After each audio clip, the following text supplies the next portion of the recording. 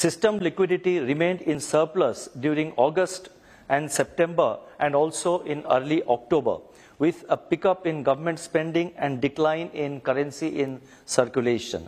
Liquidity conditions, however, had turned into deficit for a brief period during the latter half of September, with the build-up of government cash balances on account of tax-related outflows.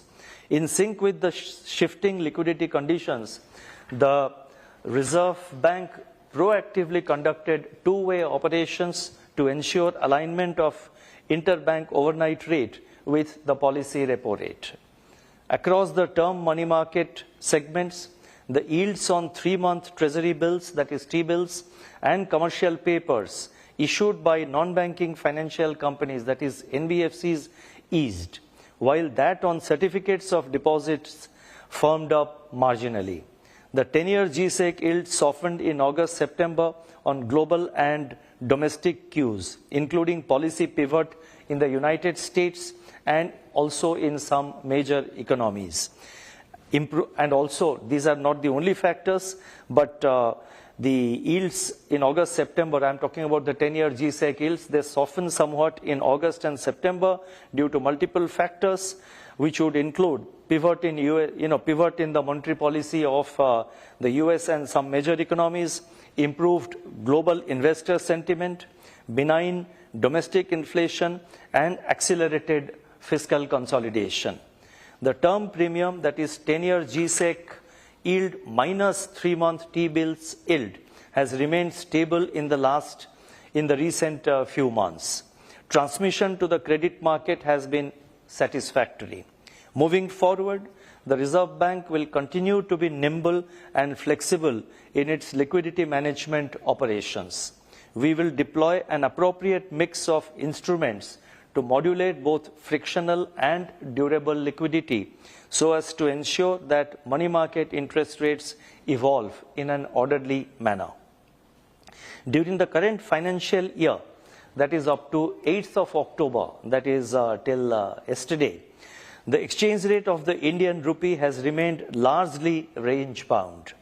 The Indian rupee also continued to be the least volatile among peer EME currencies. This was so even during the high volatile episode following the unwinding of the yen carry trade in early August this year.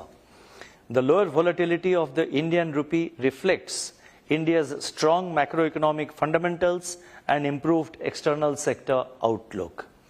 I would now turn to financial stability. The health parameters of banks and NBFCs in India continue to be strong. There has been some recent commentary on the likelihood of stress build-up in a few unsecured loan segments like loans for consumption purposes, microfinance loans, and credit card outstandings. The Reserve Bank is closely monitoring the incoming information and will take measures as may be considered necessary. Banks and NBFCs on their part need to carefully assess their individual exposures in these areas, both in terms of size and quality. Their underwriting standards and post-sanction monitoring have to be robust. Continued attention also needs to be given to potential risks from inoperative deposit accounts, cybersecurity landscape, mule accounts, and a few other factors which we have been stressing and highlighting time and again in the public domain as well as in our interaction with the banks and NBFCs. Now, overall, I would again like to stress that our banking and the NBFC sector, that is the financial sector, remains healthy, resilient, and stable. NBFCs in particular have registered an impressive growth over the last few years. This has